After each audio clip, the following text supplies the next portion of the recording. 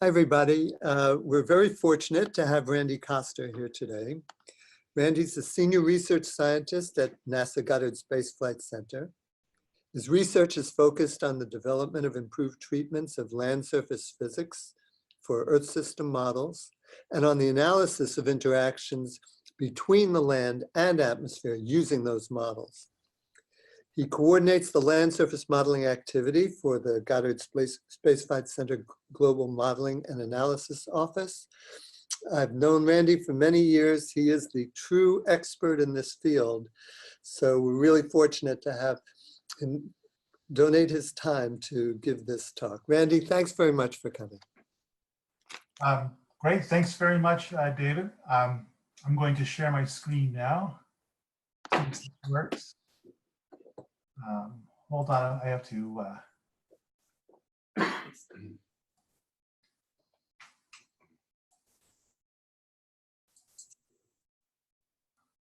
Hopefully you can see a full screen of my talk. Yep, we can see it. Great. I want to thank you guys for letting me give this seminar, and I want to just mention that I was actually at GIST for my doctoral research back in the 80s, and David was there, and it was very clear to anybody who worked there then, and I'm sure since then, that David was the heart and soul of the science of climate there. If you really wanted to have a good understanding of what was going on in the model, what the model was telling you and how it related to the real world, David was the one to go to. So it was quite a privilege to interact with him back then and to know him since then. So thanks, David, for the introduction. I'm giving this talk today from my home in Maryland, and this morning somebody rang the doorbell and the dogs went crazy. So if you hear anything like that, that's just, you know, I'll apologize right now, but probably no big deal. I work now at Goddard Space Flight Center in sort of a parallel climate modeling group. At Goddard, we focus more on the seasonal to interannual type problems relative to GIST, which does the longer term climate problems. This is some background. I focus on soil moisture a lot. I want to mention again that David was one of the first people to look at soil moisture in the climate system and how soil moisture can affect forecasts and climate. One of his earliest papers was sort of really a landmark early paper in this field. So I just want to mention that. I'll mention soil moisture in the climate system. I'm going to talk about soil moisture in, say, the top meter or so of soil, and that is a very tiny fraction of the Earth's water. But it's important because it lies at the interface of the land and the atmosphere. I'm going to see if I can get a, let's see, I hope you can see my little cursor here. In the atmosphere, you've got, rainfall generating clouds, clouds generating rainfall, water vapor transport, and so on. In the subsurface, you have drainage of water to groundwater feeding streams, and so on. But the connection between the atmospheric part of the hydrological cycle and the subsurface part of the hydrological cycle is this surface soil layer, and so much happens there. It's so important in terms of the connection, certainly in terms of the connection between these two regimes, but also in terms of how the subsurface regime, for example, can affect the atmosphere and help control climate variability. So surface soil moisture, say in the top meter or two of soil, affects things like precipitation for partitioning. Rain falls on the surface. How much of that rain goes into generating streamflow, this Q in this equation, or evapotranspiration, this E. This is a water balance equation. Rainfall is equal to these two fluxes plus a change in water storage over any time period you want to look at. And it's the soil moisture in the top layer that determines just how much of this rainfall goes into these two terms. So it's obviously a very important role. And it also has soil moisture also plays an important role in the energy budget. Net radiation comes down, downward solar and long wave radiation come down, and that energy from the radiation is partitioned into latent heat flux from the surface and sensible heat flux from the surface, and changes in energy storage. And this E you see here is pretty much identical to this E you see in the water balance equation. They're the same thing. If you evaporate a lot of water, basically you cool the surface, and the energy in the water cycle is very strongly connected by this E term, this evapotranspiration term. And this evapotranspiration term is in turn controlled by how much soil moisture you have at the surface. So I hope to get across to you how important it is, this soil moisture near the surface. How does soil moisture affect climate variability? Through its impact on the surface energy and water balances, soil moisture, through its effect on evapotranspiration, can affect climate. And the example I want to give here is, well, so the simplest way to think about it is, if you have a wet soil, you can have more evapotranspiration, okay? And because you have more evapotranspiration, you have lower sensible heat flux. It's from that energy balance calculation I mentioned before. Lower sensible heat flux. Sensible heat flux is just the heat coming from the surface. So if you have lower sensible heat flux, you don't have air that would be as warm as it would be otherwise. So more evapotranspiration basically means a cooler surface and thereby a cooler air above the surface. So wet soil leads to cooler air temperatures. That's the key thing. It can also affect the precipitation in a somewhat more complicated way. It affects the boundary layer. The partition between evapotranspiration and the sensible heat flux determines what the character of the air is above the land surface. And the character of that air can make conditions more conducive or sometimes even less conducive to the generation of thunderstorms, moist convective rainfall as an example. You can follow an impact of soil moisture to evapotranspiration associated with sensible heat flux, to boundary layer character, to how much rain you generate. So there is an impact of moisture on precipitation. So I'm going to show you this picture here, and if you come away from this lecture with a good understanding of the shape of this curve and what it means in terms of soil moisture and climate variability, then I'll consider this lecture to be a success. Okay, so on the x-axis here is the mean soil moisture. Here I show it in terms of degree of saturation. 1 means it's completely wet. 0 means it's completely dry. It never actually really gets completely dry because the soil always holds on to some moisture. The y-axis is the ratio of evapotranspiration divided by net radiation.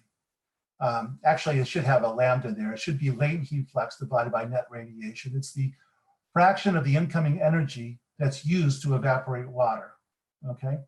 And what you see is a kind of two regimes in this curve. In the drier regime, when the soil moisture is drier, evapotranspiration varies with soil moisture. So if you start here and you wet the soil a little bit, you make more evapotranspiration, you evaporate more. In this regime over here, though, if you're at this soil moisture and you wet it a little bit more, the evapotranspiration doesn't change. The way to think about it is evapotranspiration is water going from the soil into the atmosphere, like two links in a chain. It has to go out of the soil and has to go into the atmosphere. And the weakest link of the chain determines how fast that evapotranspiration goes. When you're in the dry regime, it's the soil moisture that limits the evapotranspiration. That's the bottleneck, the soil moisture. So if you increase the soil moisture, you make evapotranspiration easier. Once you're wet enough, though, soil moisture is no longer the bottleneck. The bottleneck is the atmosphere's ability to pick up moisture. And so at that point, soil moisture becomes insensitive to, evapotranspiration becomes sensitive to soil moisture. This picture over here is one of the few indications that this kind of behavior appears in observations. Trouble is, there aren't that many evapotranspiration measurements out there, certainly not in conjunction with soil moisture measurements in a way that we can really use to investigate these relationships. But the few sets of observations that do exist do seem to show this kind of behavior. Now, because of this relationship, we have a connection between soil moisture and the atmosphere that has kind of an interesting form, okay? The impact of the soil moisture on the overlying climate, on the overlying variability of the meteorology is strongest in what I'll call the transition zones between dry and wet areas. So this is a set of results from the Glacé experiment that was done back some 15 years ago now. A bunch of models did the same kind of experiment. The experiment structure was as follows. We forced the climate models to have this, to have prescribed variations of soil moisture at the surface. And then we ran an ensemble, a number of different atmospheric simulations over that prescribed soil moisture. And if the atmosphere seemed to show some kind of agreement, say in its temperature time variability or in its precipitation time variability, we were able to quantify that and relate that to the soil moisture variability. In other words, if the soil moisture variability is able to affect the temperature or affect the rainfall, we were able to quantify that. And the different models all perform the same experiments, but they all seem to have the same, for the most part, have the same kind of behavior, the same kind of maximum impact of the soil moisture on the overlying precipitation for this picture here. In these areas here, between the dry west here of the US, for example, and the wet east, in this middle region, that's where the impact was strongest, in this transition zone. The Sahel, of course, is another transition zone, and parts of India, and actually it's part over here in Asia is also sort of a transition zone. In general, certainly, actually in the temperature version of this plot, it's a little bit more apparent, but it's the transition zones for which we seem to have the biggest impact. And it can be understood in the context of that plot I just showed you earlier, and I'm going to show you why on the next page, focusing on this region here in North America.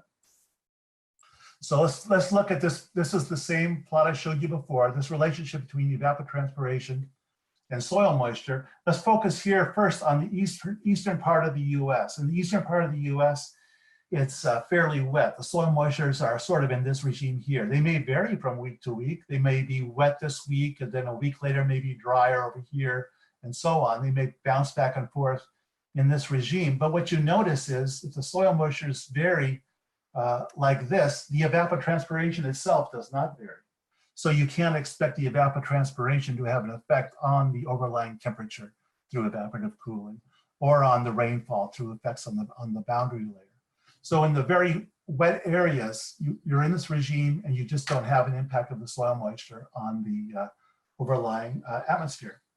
If you're in the dry area here in the west, we also see low impacts of soil moisture on the overlying atmosphere. In the dry area, you're over here, and you do have the sensitivity of evapotranspiration to soil moisture, but it turns out that this sensitivity doesn't really span much in the way of soil moisture.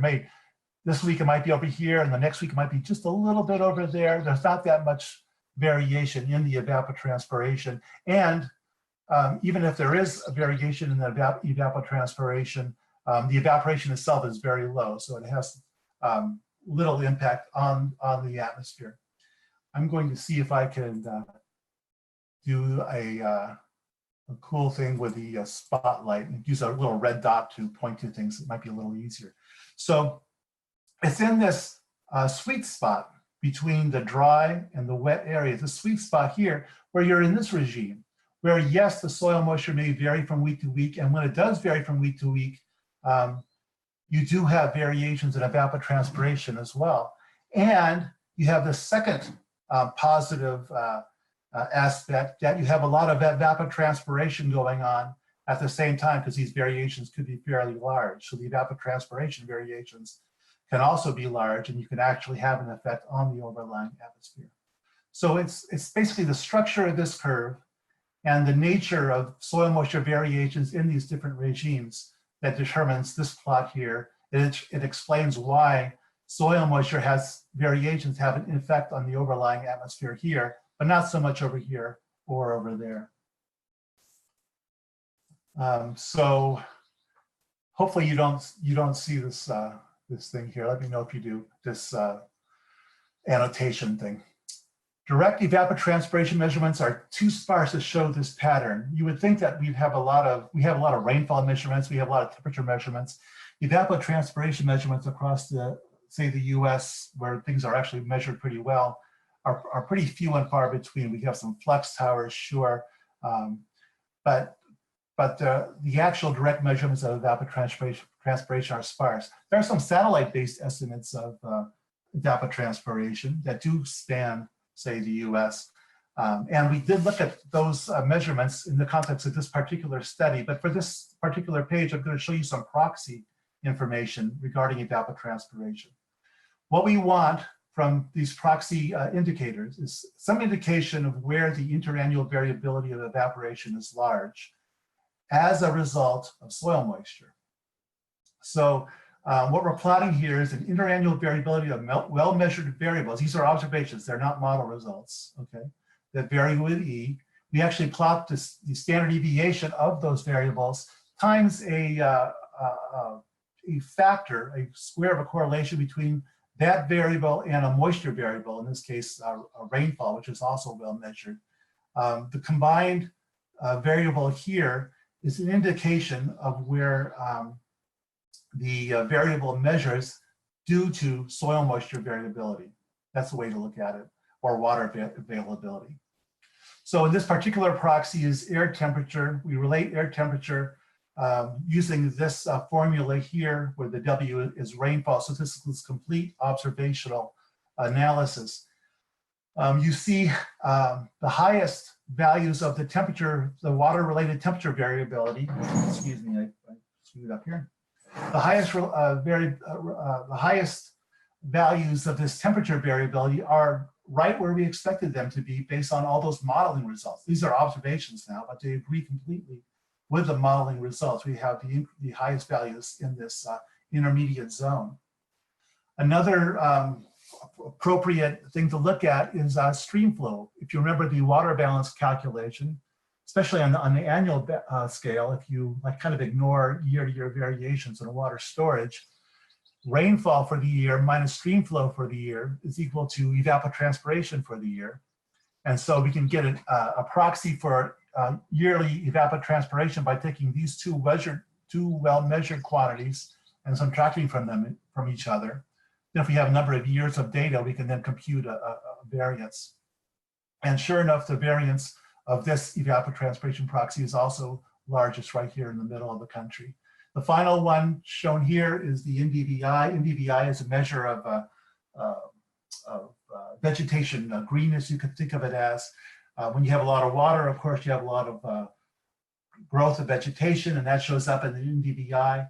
And it turns out that you also get the maximum variance of NDVI also in the same area. These are basically just observational demonstrations that what the models are showing in terms of that curve I showed you, which again is not well measured.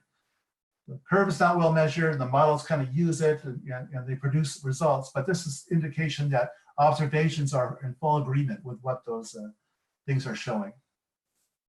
Okay, so soil moistures in a climate change kind of situation. What is it? How can you interpret soil moisture variability in the context of climate change? And the study that I point to in this regard was by Siddharth et al. About 10 years ago or so. And the idea is pretty simple. You have this relationship, and maybe your area of interest is you're sitting here in this regime here. It's wet, so the year-to-year variations don't have an effect on the evapotranspiration. But perhaps just assume that climate change dries things out in the area so that you start to act in this regime instead. So that year-to-year variations in soil moisture, you do start seeing year-to-year variations in evapotranspiration. And that may relate to year-to-year variations in the temperature of the soil or of the air above it. And so what they did in this experiment, a number of climate models, they have a control climate here, and they characterize the year-to-year variability of temperature for the control climate. And then they did some climate projections, you know, the double CO2 type of thing. And they redid the calculation. They found that the temperature variance increased significantly. Basically, what they're seeing is going from this regime here to this regime here. I mean, don't panic by the fact that it's red here, just how they plotted it. But you see a definite increase in temperature variability due to the fact that climate change has moved you from one hydrological regime to another. So another relevant aspect of soil moisture is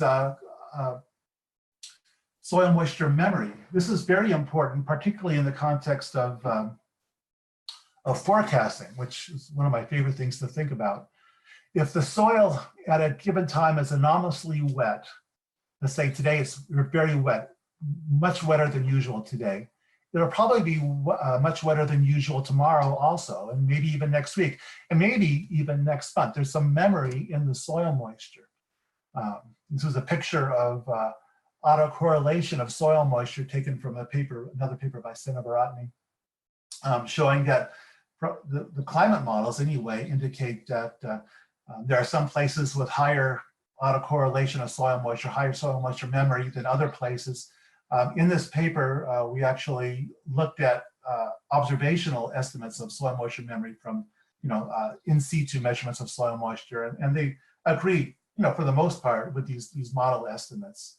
So we know that soil moisture has a memory, and this memory, in combination with soil moisture's ability to feed back on the atmosphere, has a very important application. If you know what the soil moisture is today, because of this memory, you know what the soil moisture could be or might probabilistically be even next month, okay? And because we know that the atmosphere above the soil tends to respond to soil moisture variations, and along the lines of what I talked to you before in terms of that curve. Because we know what the soil moisture is next month, we might know something about how the atmosphere will respond to that. We might be able to predict, say, temperature or rainfall better because we know what that soil moisture is in the future. So this connection between soil moisture today, soil moisture next month, and the atmosphere's response to that soil moisture next month is a very exciting aspect of subseasonal prediction. Subseasonal prediction is prediction on the order of 2 weeks to 1 or 2 months. Turn on the news at night and they talk about weather maybe 5 days out and maybe even 10 days out, and that's sort of the standard for weather prediction. And subseasonal forecasting is sort of like somewhat in its infancy in terms of, but there is information out there, and soil moisture will lie at the very heart of the kind of information we can get in terms of skillful forecasts. We did an experiment to look at this close to 10 years ago now. Glacé 2 was sort of a follow-on to the previous Glacé experiment. The gist of the experiment was to perform 2 sets of forecast simulations, one using accurate soil moisture initial conditions, and I'll explain, take my word for it now that the soil moisture conditions that we use for this experiment are reasonably accurate values. They actually reflect nature. I'll explain in a later slide how we actually do that. And another set of forecasts without accurate soil moisture initial conditions. Okay, and then we run these forecasts and we compare the forecasted rainfalls and temperatures to observations, what actually happened, say a month out, a month ahead into the forecast. And then we compute the soil moisture contribution to forecast skill using this very simple approach. We take the skill from the simulations that have accurate land initial conditions. We subtract that the skill that you get without the land initial conditions, the kind of skill you might get from SSTs, knowing what the sea surface temperatures are, for example. So this difference then is the isolated skill due to land initial conditions. So we can actually quantify this skill.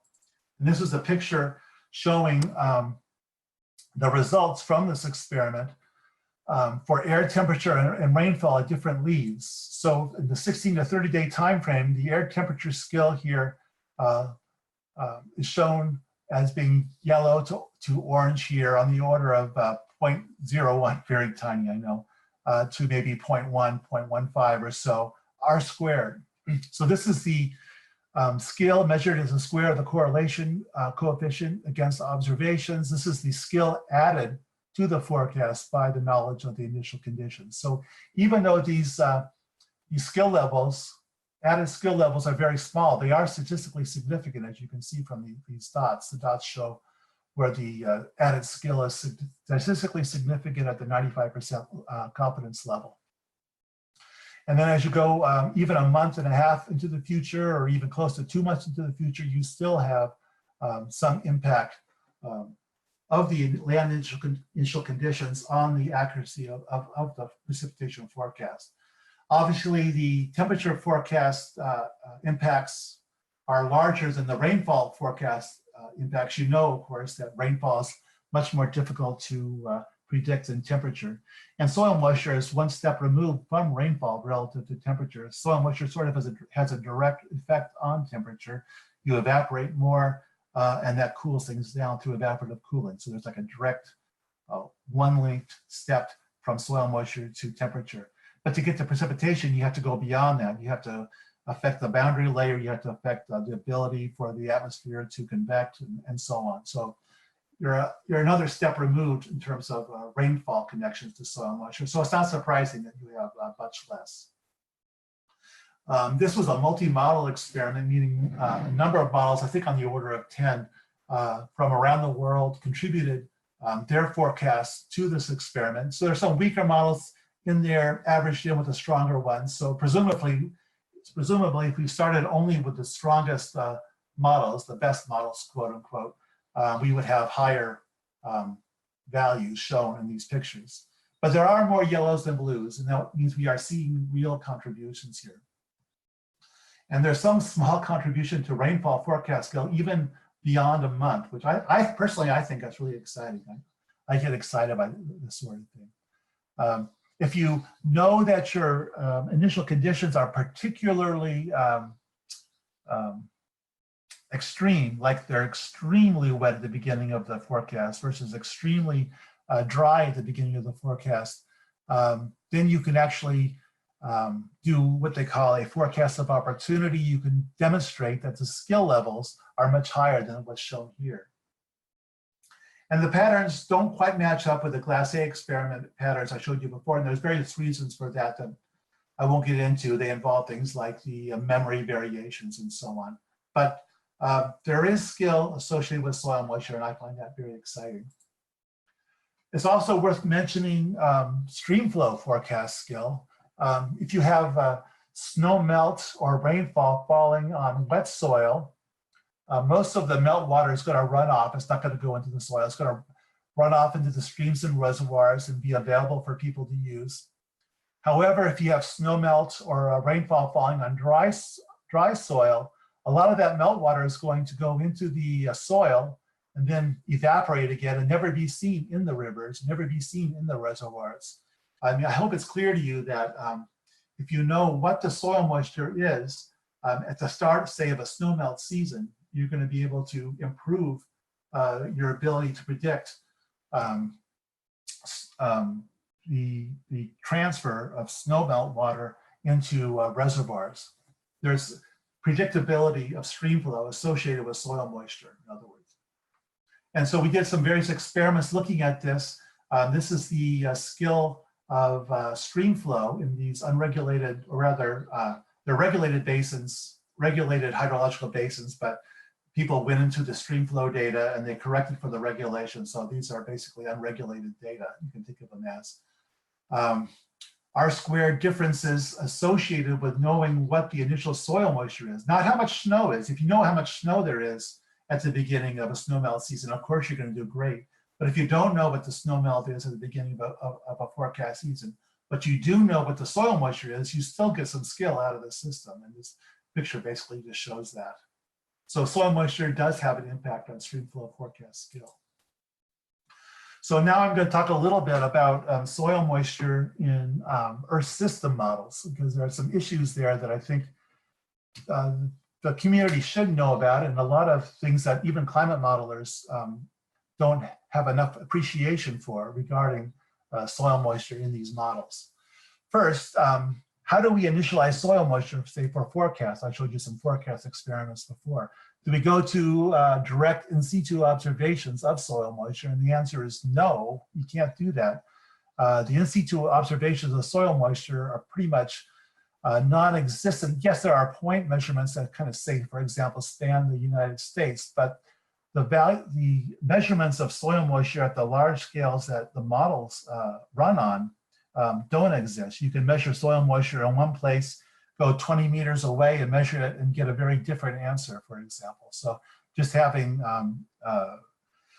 a slew of point measurements isn't going to do it for you.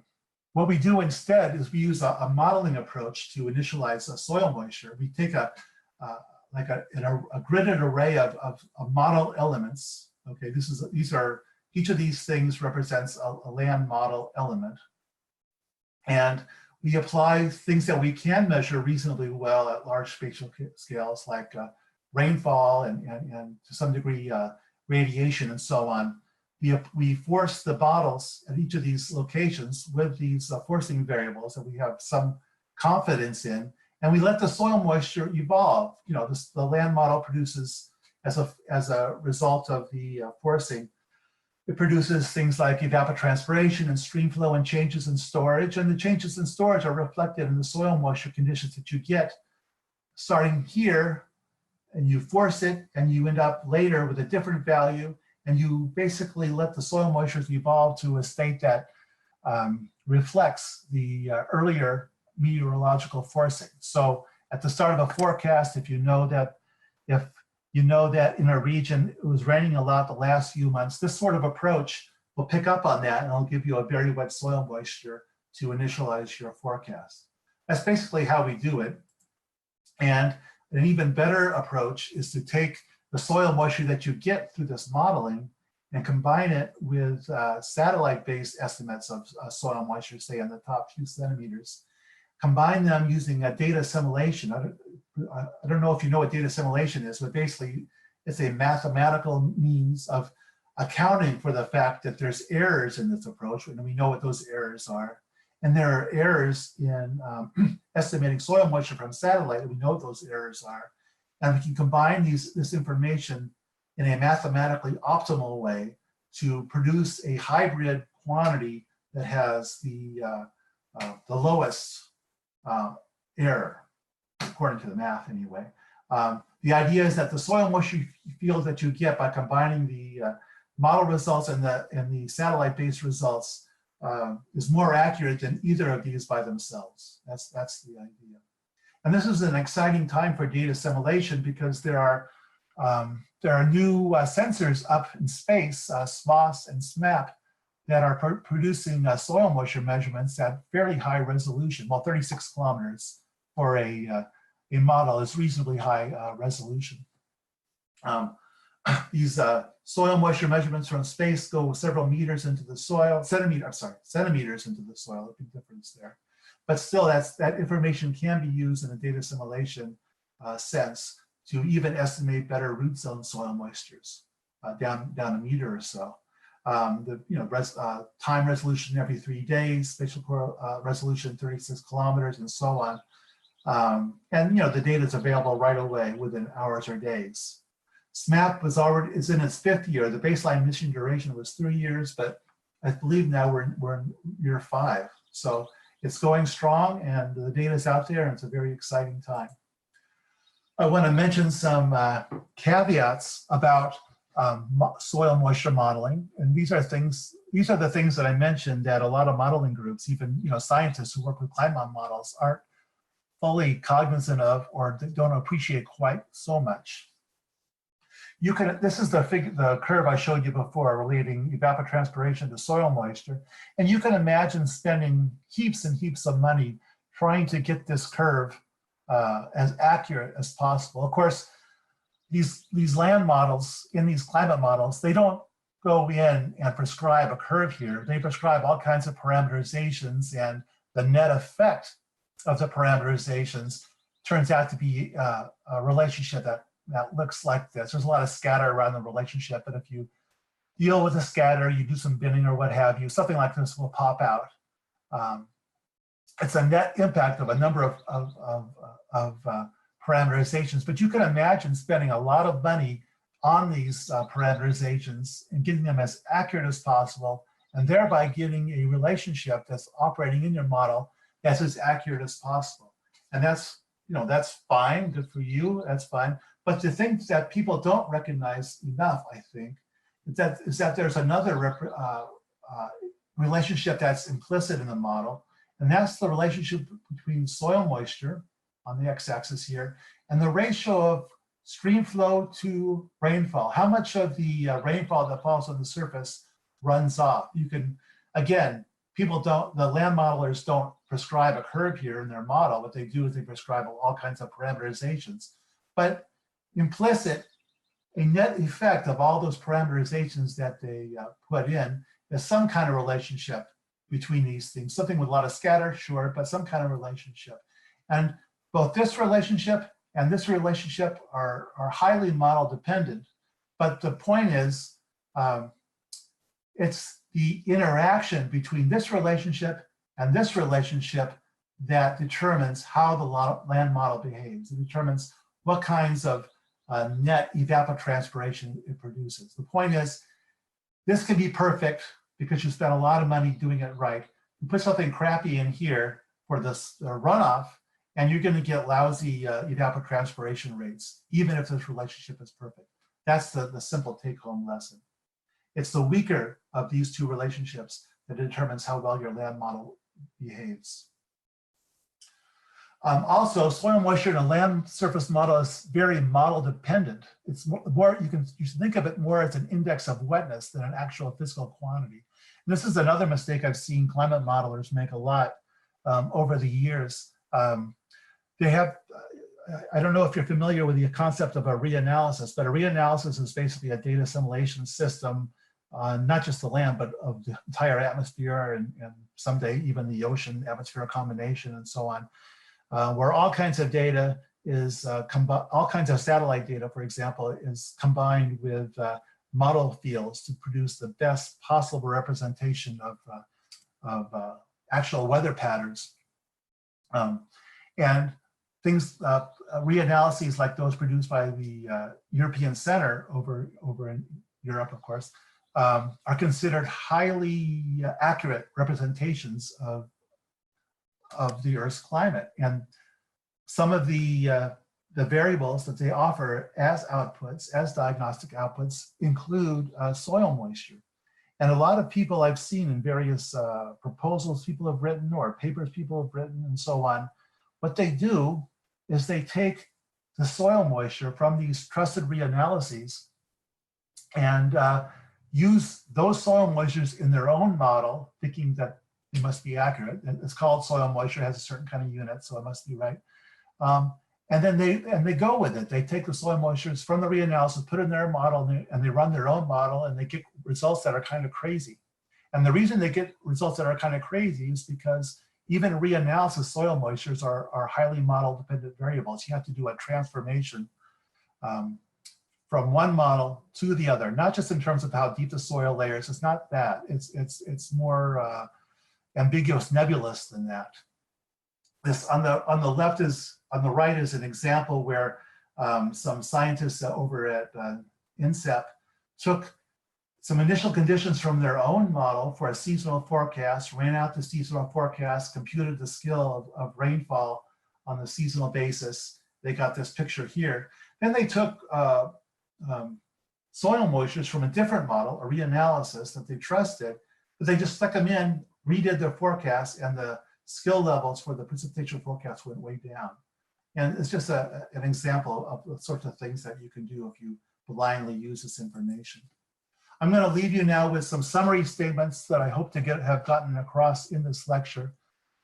First of all, the variability in near surface soil moisture can causally translate to variability in meteorological variables, because the soil moisture has an impact on the energy and water budget at the land atmosphere interface.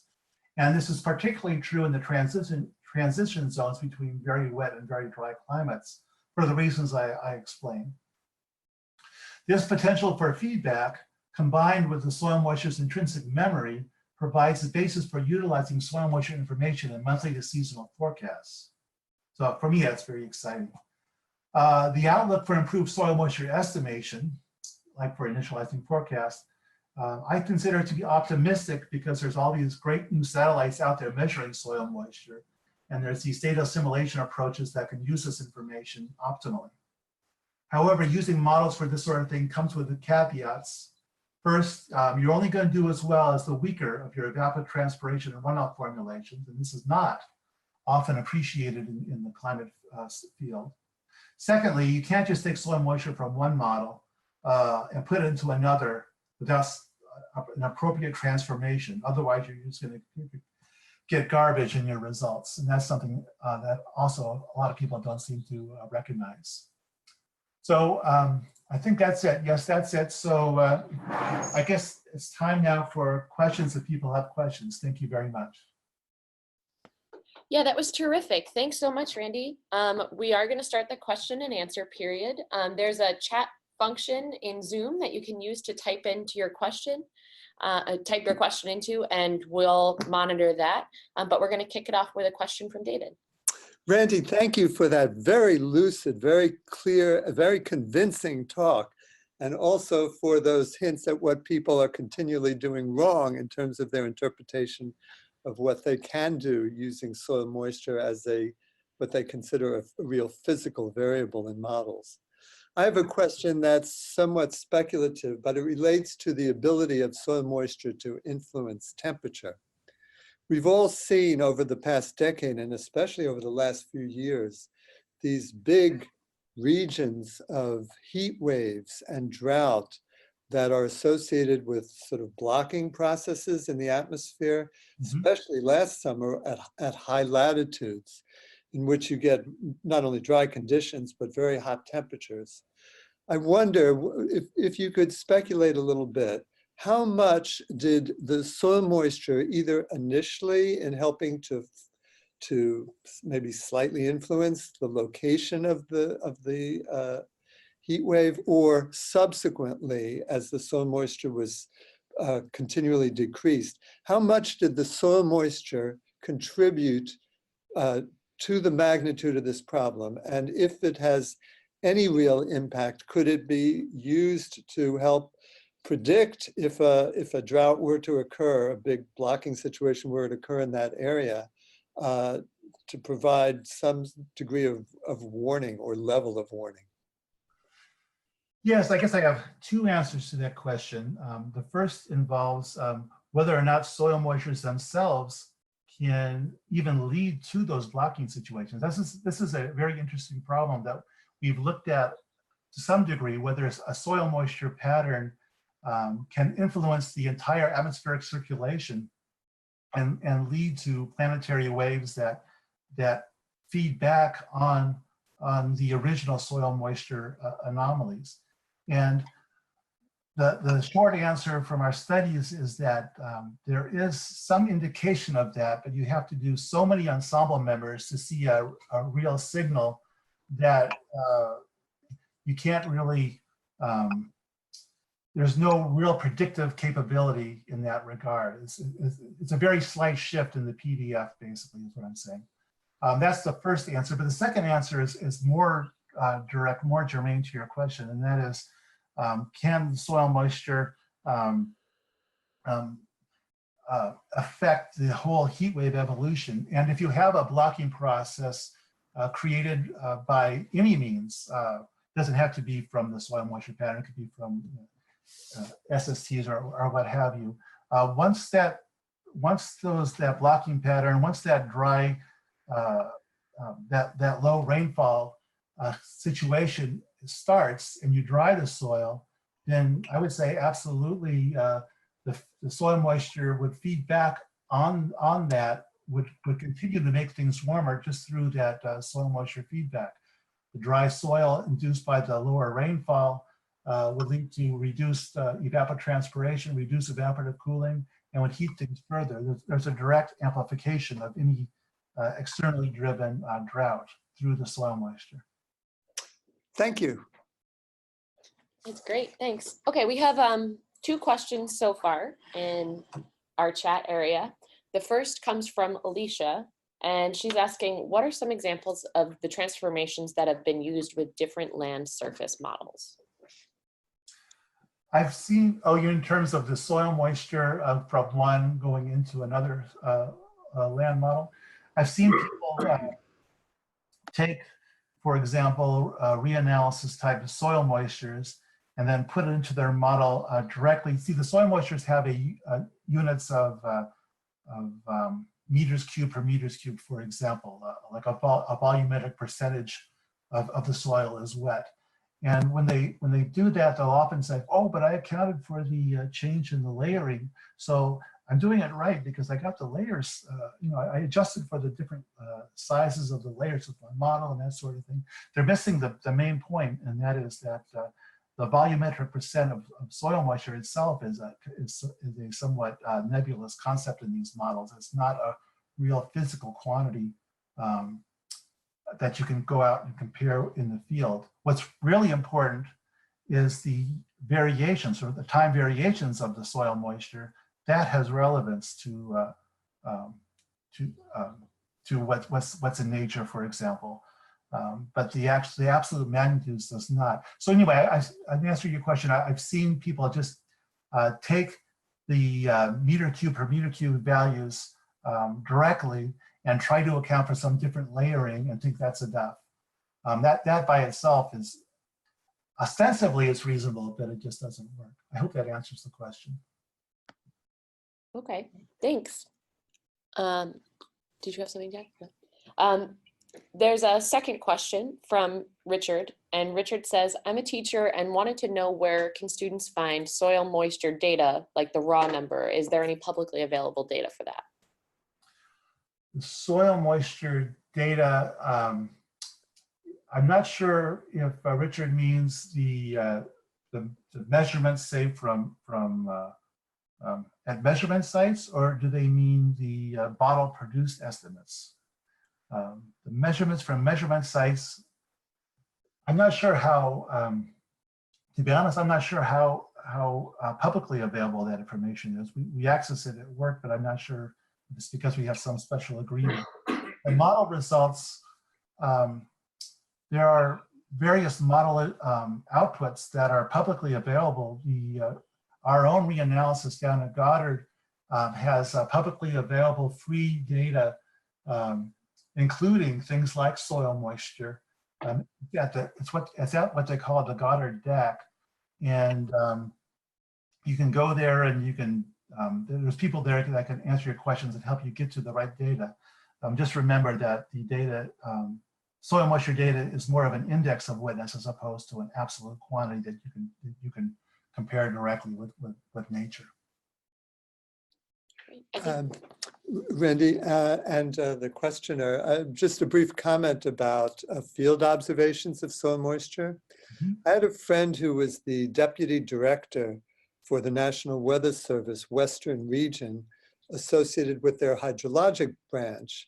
And one of the things they do is they forecast river flows.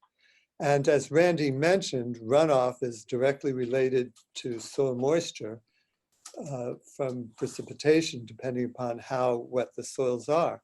So you would think that when the National Weather Service is coming up with a forecast of precipitation, and if they knew the soil moisture, they would know or have an estimate of how much that would run off into the rivers and how that would then affect the downstream river heights. So the National Weather Service does do spot measurements of soil moisture. Randy mentioned that if you make a measurement in one location and you go 5 meters away, it can be entirely different.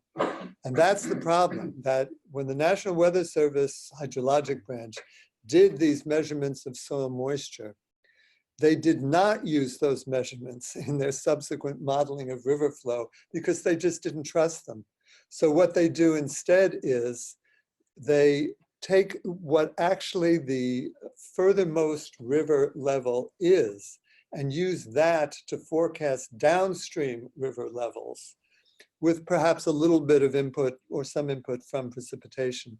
But they do not make use, even of their own measurements, of soil moisture in the field. It's just too variable a quantity.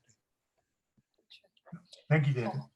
Randy, if you could send me a link to that site for Richard and anybody else who's interested, I can send them the link to where they could maybe find the data on the NASA site. Okay, I have to track it down, but yes, I can do that. Great. I actually had one more question before we close it out here. So it seemed like in the beginning, when you were showing where the transitions were over the United States, it looked like the kind of the Rockies area in the West was where the largest transition zone was. But my question is, how do we expect that transition zone to change with climate change if we know it all? And what kinds of effects might that have on the people living in those areas? Yeah, that's a very good question. And the European example kind of addresses that for Europe. The models that went into that study indicated that things got drier generally in Europe, and that caused the shift in the temperature response. For the US, I haven't seen the equivalent results. They must have had the same kinds of results available to them when they did that study. The thing to remember about climate projections is that it's pretty straightforward to say that the temperature will increase, but the impacts of climate change on the rainfall regimes is much more difficult to pin down, much more questionable. They do, obviously other speakers in this series can address this better than me, but I know they do things like they have the different climate models vote on who says that it got wetter versus who said it got drier, and so on. And the Southwest, I believe, is one of those places where they think it's going to be drier, but in answer to your question, what's going to happen, I honestly don't know. And it's if in general things do get drier, then there should be for certainly in the places in the east that are now insensitive to soil moisture variations, if things get drier there, they will start to have temperatures that become more sensitive to soil moisture. And but as to what if they do get drier there, I don't know. That's the sort of thing that others could probably answer better than me. Great, thanks. And just for anyone else who's interested, a few links to a few different possible data sites were also shared in the Zoom chat area. So if you're interested in trying to find some more data, you can head over to the chat and click some of those links. I think that those are all the questions that we have for you, Randy. Thanks so much for your presentation today. It was really terrific. Okay. Thank you, Randy. Yeah, thank you. Okay, I'm going to stop the share here. Yep,